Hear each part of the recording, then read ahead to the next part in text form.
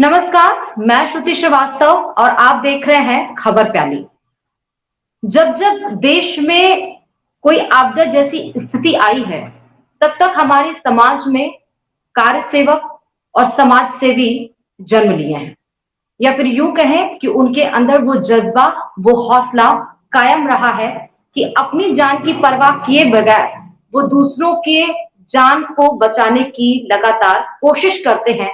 एक समाज में आपदा से जो लोग परेशान होते हैं, उन आपदा से उनको निकालने के लिए अपने तरीके से उनसे उनकी मदद करते हैं। आज ऐसे ही एक शख्स हमारे साथ जुड़े हुए हैं। जब कोरोना काल की दूसरी लहर में हम शहरों में परेशान लोगों को देख रहे हैं, तो गांव की स्थिति भी कुछ सही नहीं है। गांव में भी लगातार मौत के आंकड़े, लोग परेशान हैं और बढ़ते जा रहे हैं। हमारे साथ आज अनिल कुमार प्रजापति, जो कि राष्ट्रीय अध्यक्ष हैं भारतीय प्रजापति महासंघ एकीकरण महाअभियान भारतवर्ष के। बहुत बहुत स्वागत है अनिल जी, खबर प्याली पे हमारे साथ जुड़ने के लिए। गांव की स्थिति क्या है और कैसे ये अपने संगठन के साथ गांव में कोरोना से जूझ रहे लोगों की मदद कर रहे हैं, और कैसे कोरोना काल में ये जहां पर दवाइयां कम है, जहां पर वैक्सीन नहीं है, जहां पर तमाम परेशानियां हैं, उस स्थिति में ये कैसे लोगों की मदद कर रहे हैं और कैसे अपने संगठन के द्वारा ये समाज के उस सोच को बदलना चाहते हैं। तो बहुत बहुत स्वागत है अनिल जी, और तमाम प्रश्नों के आज हम इनसे जवाब लेंगे। और शुरुआत करते हैं अनिल जी, बहुत बहुत स्वागत है हमारा खबर प्याली पर जुड़ने के लिए और हमसे बात करने के लिए। कोरोना काल में गांव में आप किस तरीके से काम कर रहे हैं और संगठन जो आपने बनाया है उसका क्या उद्देश्य है, किस तरह की सोच आप समाज में विकसित करना चाहते हैं। तमाम मुद्दों पर तो हम बात करेंगे आपसे अनिल जी, लेकिन सबसे पहले मैं ये चाहती हूँ कि आप ये बताइए कि गांव में अपने संगठन के द्वारा कोरोना में काम करने के लिए आपने कैसे पहल किया। जी, सबसे पहले मैं आपके सभी दर्शकों को नमस्कार करता हूं। साथ ही जो ये आपने पूछा है कि हमारा संगठन किस हिसाब से इस विषम परिस्थिति में लोगों की मदद कर रहा है, इसके लिए हम लोग निरंतर अपने संगठन के माध्यम से धरातल पर काम करते हुए और सोशल मीडिया से ये संदेश दिया जा रहा है कि जो गवर्नमेंट्स की गाइडलाइन है, जो WHO के दिशा निर्देश हैं, उनका पुरजोर पालन करवाया जाए। चूंकि सारी चीजें जो गांव की जनता है, गांव के जनता के बीच में सारी चीजें नहीं पहुंच पा रही हैं, सारी बातों की जानकारी उनको नहीं हो पा रही है। इस नाते हम अपने संगठन के माध्यम से लोगों से मिल करके, लोगों को बता करके, जानकारी दे करके सारी बातों से अवगत कराया जा रहा है, उनमें जन जागरूकता पैदा की जा रही है।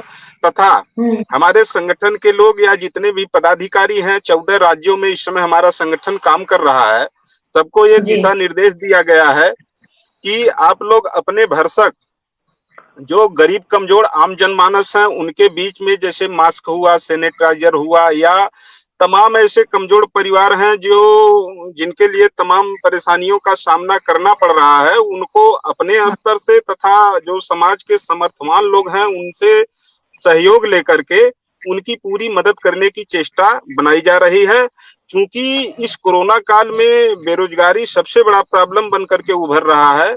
इस नाते हमारा संगठन 2010 से कार्यरत इकाई दीप्ति दुग्ध विकास ग्रामीण सेवा संस्थान के माध्यम से MSME जो भारत सरकार के आत्मनिर्भर भारत स्कीम की मुहिम चलाई जा रही है, उसके तहत हम इस संस्थान को अटैच करके प्रयास कर रहे हैं कि हम गांव में जो अति पिछड़े स्तर के लोग हैं, जिनकी आर्थिक स्थिति खराब है, उनको अस्थायी रोजगार दिया जाए और उनको विकास की मुख्य धारा से जोड़ा जाए। इसके लिए हमारे अनवरत प्रयास चल रहे हैं। पत्रावली जिला स्तर और मंडल स्तर से स्वीकृत होकर के प्रदेश पर कार्यरत है, और इसके अलावा भी और तमाम प्रयास किए जा रहे हैं ताकि कोरोना से लोगों को निजात मिल सके।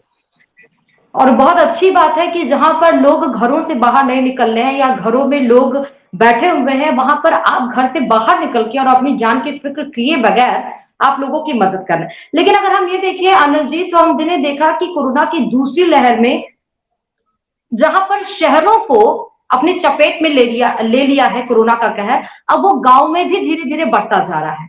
तो क्या गांव में भी वैक्सीन की अगर हम बात करें या फिर दवा की बात करें या फिर हम ऑक्सीजन सिलेंडर की बात करें, इलाज के तौर पर किन किन परेशानियों का सामना करना पड़ रहा है लोगों को या आपको लोगों की मदद करने में? देखिए मैडम, गवर्नमेंट मान लीजिए टेलीविजन पर, print media, electronic media, social media पर जो भी दावे करते, ये अलग की चीज है, लेकिन हमारे देखने में ये सारी चीजें कागजी कोरम बन करके काम कर रही हैं। हम लोग तो हाँ। संत कबीरनगर के पिछड़े इलाके के गांव में निवास करते हैं, और जब करके लोगों की परिस्थितियों को देखा जाता है, उनकी परेशानियों को सुना जाता है, तो आत्मा कांप उठती है, रूह कांप उठता है। ये एहसास होता है कि आज भी इस इंटरनेट के जमाने में और विकास युक्त भारत का जो नक्शा देखा जा रहा है पटल पर, और जमीन की हकीकत जो है, इसमें जमीन और आसमान का अंतर हम लोगों को दिख रहा है। आपसे मैं बता किस दूं तरह कि से? कितना भी सामर्थ्यवान व्यक्ति हो, कितनो पैसे वाला व्यक्ति हो, कितनो पावरफुल व्यक्ति हो, इस समय यदि कोरोना से पीड़ित कोई व्यक्ति है, किसी मरीज का इलाज उसको करवाना है, तो आप गोरखपुर जो मुख्यमंत्री जी का शहर है, हमारा बस्ती मंडल, संत कबीर नगर, सिद्धार्थ नगर, अंबेडकर नगर, आजमगढ़, इधर पूर्वी उत्तर प्रदेश के हम तमाम जनपदों की बात कर रहे हैं, जहां से पीड़ित हमारे पास टेलीफोन करते हैं कि सर हमको ये व्यवस्था करवा दीजिए, ऑक्सीजन नहीं है, वैक्सीन नहीं है, दवा नहीं है, बेड नहीं है। लेकिन मैडम ये जान लीजिए कि कहीं व्यवस्था नाम की कोई चीजें नहीं है, सीधे लूट खसोट मची हुई है इलाज के नाम पर, और पीड़ित बचा भी नहीं पा रहे हैं, उनके जो मरीज हैं वो बच भी नहीं पा रहे हैं, और नहीं तो जो उनकी स्थिति परिस्थिति है, जो इनकी आर्थिक स्थिति है, डॉक्टर उसे भी जो है एक तरीके से सीधा शोषण किया जा रहा है। और सरकारी अस्पतालों की तो बहुत बुरी हाल है, उसका अंदाजा आप लोग खुद एक चैनल को चला रहे हैं, सब कुछ सुन रहे हैं, देख रहे हैं, इसको जान लीजिए कि गवर्नमेंट की पूर्ण व्यवस्था फेल दिख रही है। मतलब कि गवर्नमेंट के द्वारा चलाए जा रहे कोई भी स्कीम गांव तक नहीं पहुंच पा रही है। जी नहीं। फिर आपको, क्योंकि आप लगातार लोगों की मदद कर रहे हैं कोरोना काल में, आपको क्या लगता है कि कैसे हम इसको कंट्रोल कर सकते हैं कोरोना के लिए? क्योंकि आप जिस तरह कह रहे हैं कि सरकार के द्वारा चलाई जा रही स्कीम या लूट खसोट मची हुई है, लोग परेशान हैं, तो आपके हिसाब से, क्योंकि आप लोगों की लगातार मदद कर रहे हैं, आपको जमीनी हकीकत गांव की पता है, तो आपके हिसाब से क्या ऐसा करना चाहिए कि कोरोना गांव में कम हो जाए? देखिए, इसके लिए जागरूकता सबसे जरूरी चीज है। जो गवर्नमेंट की गाइडलाइन है, WHO की गाइडलाइन है, उसका अनुपालन ही एकमात्र विकल्प है। सामाजिक दूरी सबसे बड़ा विकल्प है बचाव का। साफ सफाई का जो अभी लॉकडाउन लगाते समय हमारी उत्तर प्रदेश सरकार ने जो बताया था कि हम लॉकडाउन लगा करके और गांव में साफ सफाई, सैनिटाइजर या अन्य जो व्यवस्थाएं हैं उसको हम करेंगे, वो भी आज के डेट में कहीं दिखाई नहीं दे रही है। सबसे पहले जो गवर्नमेंट की स्कीमें हैं या कोरोना से बचाव के लिए, आम जनता के बचाव के लिए जो व्यवस्था चलाई जा रही है, इसको धरातल पर उतारने की जरूरत है। इसमें बीच में जो दलाल टाइप के लोग हैं, जो सरकारी स्कीमों को बीच में ही रोक दे रहे हैं जनता तक पहुंचने से पहले, सबसे पहले उस पर अंकुश लगाते हुए उन स्कीमों को धरातल पर उतारना एकदम अनिवार्य हो गया है। दूसरी चीज कि सरकार और शासन प्रशासन के अलावा हमारे जैसे, आप जैसे जो सामाजिक पर्सन है, जो जागरूक लोग हैं, इन सबको भी कंधे से कंधा मिला करके इस विजन पर काम करना होगा।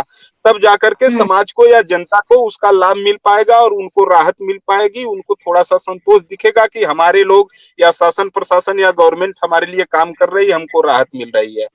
अच्छा, सबसे बड़ी समस्या इस समय बेरोजगारी की गांव में हो गई है।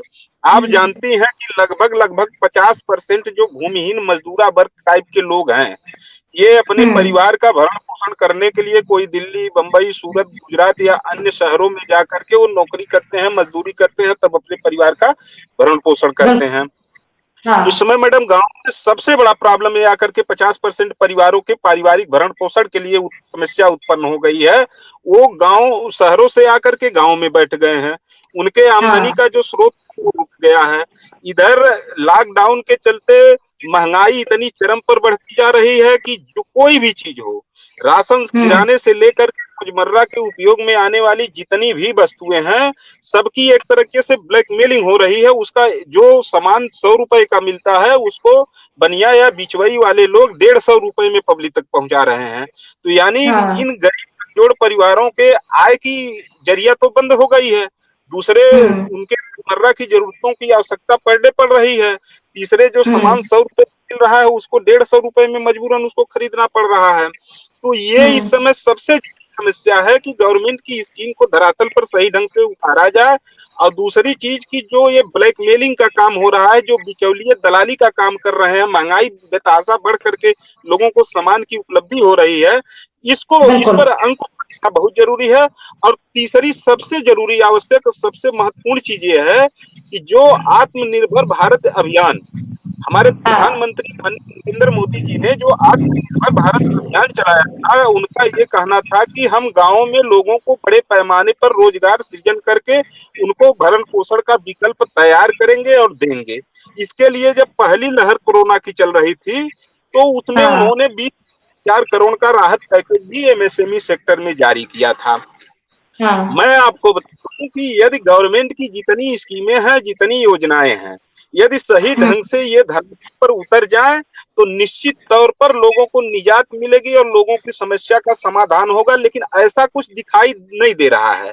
मैं ठीक ठोस बात है। प्रमाण के कह रहा हूं कि इन हम्म। स्कीम एमएसएमई सेक्टर की जितनी स्कीमें हैं, ये भी जो हाँ। बड़े बड़े धनीपति या प्रभावशाली लोग हैं, उनके शिकार ये स्कीमें शिकार हो रही हैं। वो एक्स्ट्रा कमीशन का ठीक। पैसा दे करके अधिकारियों को वही ये स्कीमों को रोक दे रहे हैं, जमीन पर वो नहीं उतर पा रहे। ये बात आपने बिल्कुल सही कही अनिल जी कि जहां शहर भी बर्बाद हो रहे हैं और बेरोजगारी बढ़ गई है कोरोना काल में, वहां गांव में जो प्रवासी मजदूर बाहर रहते थे वो अपने घरों को लौट चुके हैं। और दूसरी बात ये कि बिल्कुल आपने सही कहा कि जो बीच में बिचौलियों का जो रोल है, अगर वो खत्म हो जाए तो बहुत सारी समस्या हमारे समाज से हट जाएगी। लेकिन इस बीच में मैं आपसे अनिल जी ये भी पूछना चाहूंगी कि आपने देख सुने होंगे कि ब्लैक फंगस के या व्हाइट फंगस के केसेस भी बहुत सारे मिलने लगे हैं। तो क्या आप क्योंकि धरातल पर काम कर रहे हैं, गांव में भी इस तरह के केसेस आपको मिलने को देखने को मिले हैं? ब्लैक फंगस की बात बता रहे हैं? जी जी। देखिए, अभी गांव में तो ये चीजें नहीं दिख रही हैं, लेकिन लोगों में एक असमंजस की बातें उभर रही हैं। डर लोग है। टीवी पर या समाचार पत्रों में या तमाम जगहों पर जो बातें सुन रहे हैं, उसको हाँ। लेकर के एक विशेष असमंजसता उनके अंदर उभरती जा रही है। और उनको इस बात का एक भय है कि ये सब क्या हो रहा है, कैसे हो रहा है, ये ब्लैक फंगस क्या है, या तमाम चीजें हैं। फिलहाल अभी गांव में वह चीज नहीं देखने को मिल रही है, लेकिन सुन करके लोग इसके बारे में कयास लगा रहे हैं। उसके बारे इस तरह की में तमाम हाँ, बातें हैं। जी मतलब लोगों के अंदर डर डर डर महसूस हो रहा है। जी, बहुत ज्यादा। अच्छा, इसके साथ हम आगे बढ़ते हैं क्योंकि बहुत सारे सवाल भी हैं, हमारे पास समय कम है थोड़ा अनिल जी। कहते हैं कि गांव की जिंदगी जो होती है अनिल जी वो मस्त मौला होती है, बेफिक्र, किसी बात की कोई चिंता नहीं, ना प्रदूषण की कोई चिंता, ना पेट्रोल डीजल की कोई चिंता, ना साग सब्जी की कोई चिंता, ना दूध दही घी की कोई चिंता, कोई चिंता नहीं होती आप गांव की जिंदगी अगर जी।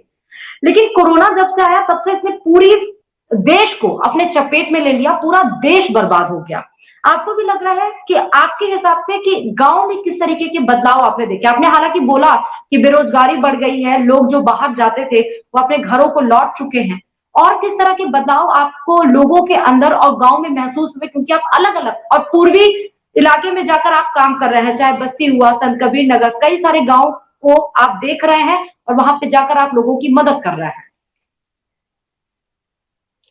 इसमें जो बदलाव हमको देखने को मिल रहा है, सबसे बड़ी बात तो यह है कि अगर जो यही कंडीशन रहा, जो भय और जो डर लोगों के अंदर उत्पन्न हो रही है, इससे सामाजिक समरसता घटने का बहुत बड़ा आसार दिख रहा है। क्योंकि हाँ। आदमी डर के मारे बिना जरूरत के अपने घर से हम्म। निकलना नहीं आ रहा है। हर व्यक्ति, हर बच्चे को ये धीरे धीरे डर पैदा होने लगी है कि मान लीजिए हम घर से निकल करके कहीं गए और किसी पॉजिटिव व्यक्ति से हम टच कर गए और फिर आ हाँ। गए हम अपने घर में, और घर में फिर और हमारे पूरे सदस्य, पूरे घर के सभी सदस्य प्रभावित हो जाएंगे। तो पहली बात तो ये बदलाव साफ साफ दिखाई देने लगा है कि लोग तमाम चीजों के असमंजस में पड़ करके अपने आप को कंट्रोल कर रहे हैं, लेकिन इस बदलाव के साथ साथ उपापोह की स्थिति भी उत्पन्न हो रही है। इसमें सबसे हाँ बड़ी उपापोह ये उत्पन्न हो रही है कि गांव में जो ये आपसी गुटबाजी, राजनीतिक गुटबाजी या पार्टीगत जो लोग हैं, जैसे जो हाँ बीजेपी के लोग हैं, वो हाँ गवर्नमेंट के इश्यूओं को या गवर्नमेंट की बातों को या कोरोना को लेकर के सार्थक बातें बतिया रहे हैं, लेकिन जो हाँ अपोजिशन के लोग हैं, अन्य पार्टी के लोग हैं, वो गांव में भ्रामकता फैला रहे हैं।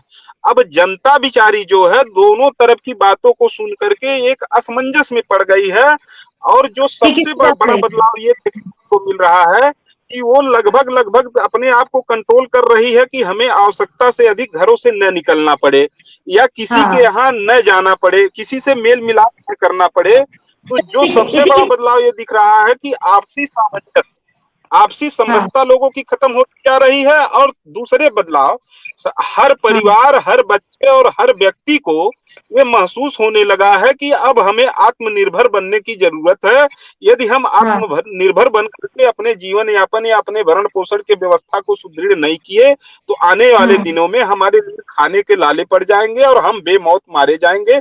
बीमारी से कम लोग मरेंगे, लेकिन भूखमरी से ज्यादा मरने लगेंगे। और ये अभी आपने जो आपने निर्भर की बात की अनिल जी, जो लोग बाहर जाके गांव से अपने घर से बाहर जाके जो शहरों में काम करते हैं और अब अपने घरों को लौटे हैं, या पहली लहर में जो हमने स्थिति देखी थी, क्या अभी भी लोगों के अंदर ये है कि हम बाहर जाके अब काम नहीं करेंगे, अब हमें अपने गांव में रहकर ही काम करना है जो भी करना है? हाँ, उनके उनके अंदर ये प्रेरणा जागृत हो रही है।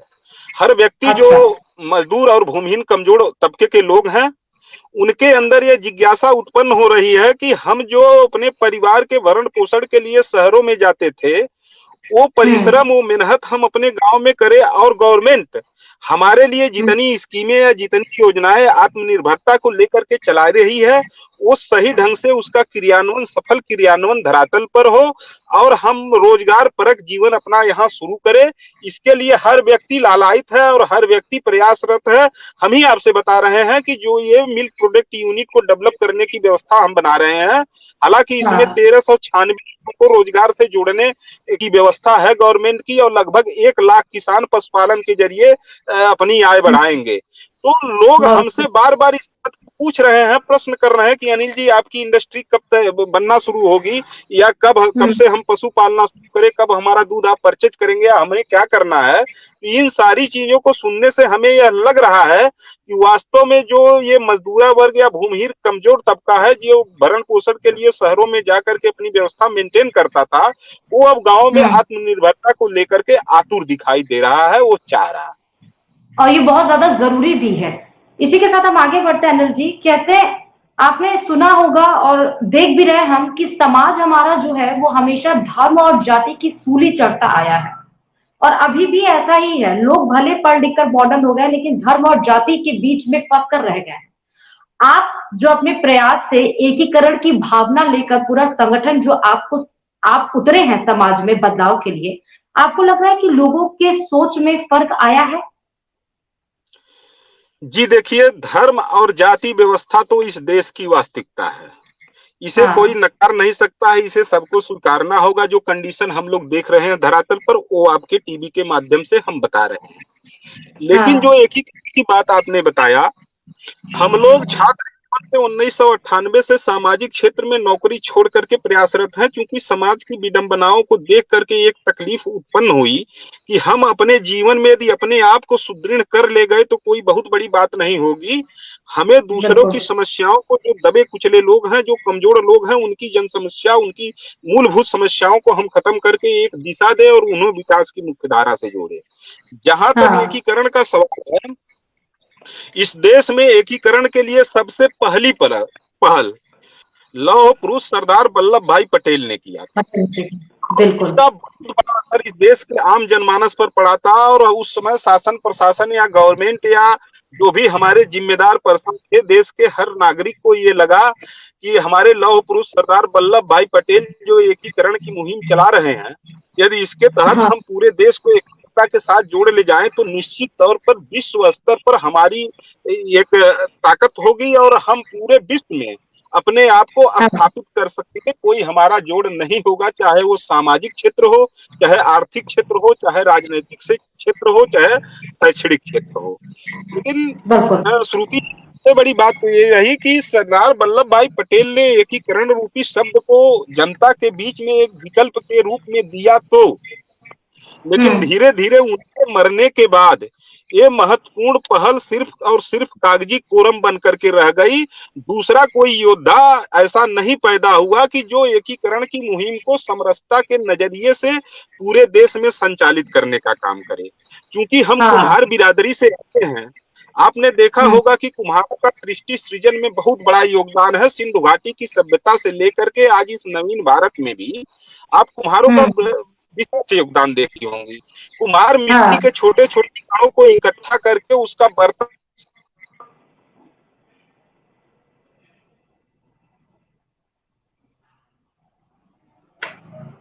अनिल जी, आवाज आ रही है आपको? जब हम ऑनलाइन कनेक्ट होते हैं तो नेटवर्क का इश्यू रहता है, और क्योंकि अनिल प्रजापति जी से हम बात कर रहे थे जो कि गांव में है और गांव में अभी भी नेटवर्क का इश्यू है, इसलिए अचानक से उनसे हम वार्ता नहीं कर पा रहे हैं, नेटवर्क डिस्कनेक्ट हो गया है। लेकिन बहुत सारे लोगों को हैट्स ऑफ है, चाहे वो फ्रंटलाइन वर्कर्स हो, चाहे वो कोई भी ऐसा शख्स जो अपने घर से बाहर निकलकर लोगों की मदद कर रहे हैं, लोगों को उनकी परेशानियों से बाहर निकाल रहे हैं और एक भव्य समाज बनाने की कोशिश कर रहे हैं। उनमें से एक अनिल प्रजापति जी हैं जो अपने संगठन के द्वारा एक प्रजापति समाज को, एक उनकी सोच को और एक पूरे समाज के अंदर एक अच्छी विचार को निहित और समाहित करने की कोशिश कर रहे हैं। आशा करते हैं कि जो बदलाव वो चाहते हैं समाज से, समाज के लोगों से, वो बदलाव जरूर आए। किसी और मुद्दे के साथ, किसी और खबर के साथ आपके बीच हाजिर होंगे। तब तक के लिए नमस्कार।